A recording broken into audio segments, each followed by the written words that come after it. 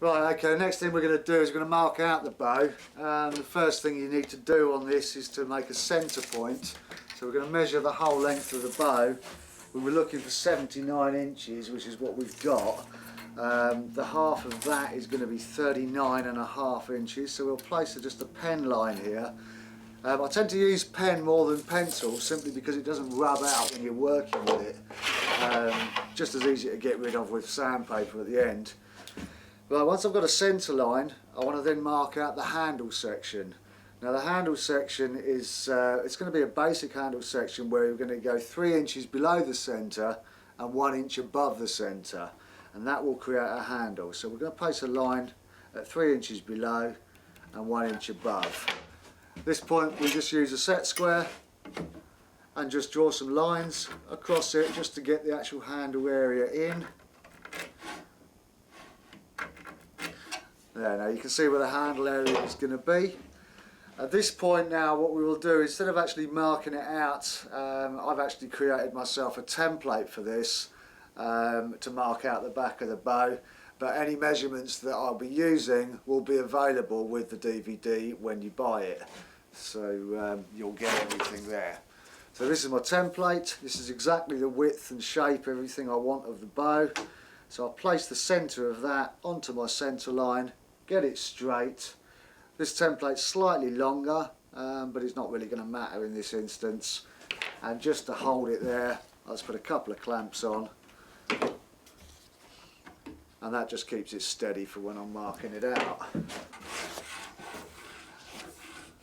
Now this stave does have a very slight sideways bend in it, so what I'm actually done is I've actually placed the template on in the centre, so I've got wood all the way around the template. That way I know I'm going to be able to get a nice straight cut piece out of it.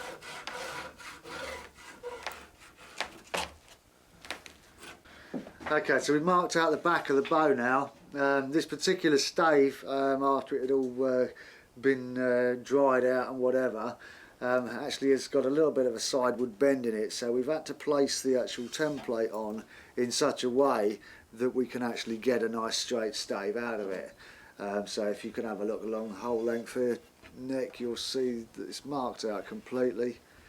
And the next stage really is to mark out the actual belly of the wood and the taper we're going to use. Okay, so we're now going to mark out the actual profile of the bow and the taper that's going to be in the bow. This particular stave, as we've already explained, has got a little bit of a forward set in it. So before I actually mark it out, I've got to straighten the stave in the vise so I get a nice straight line. So I've carried on the centre line and the handle area along the side of the bow. Now I've just got to mark out the actual taper that I want.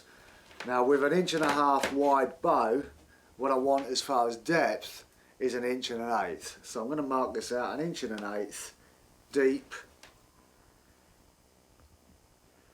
And the end result on the tips, what I'd like to see out of this bow is a 1/2 inch tip.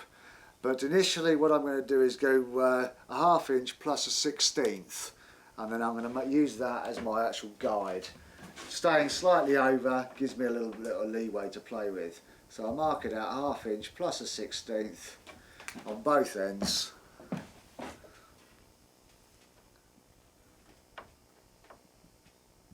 And once I'm happy I've got it all lined up, just draw a simple line straight into it, making sure you don't lose the ruler or your pen.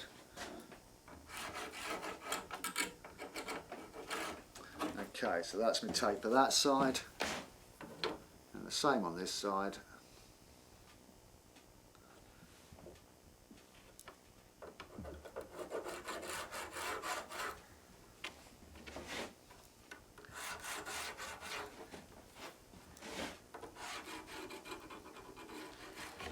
And we just run a straight line across the handle area.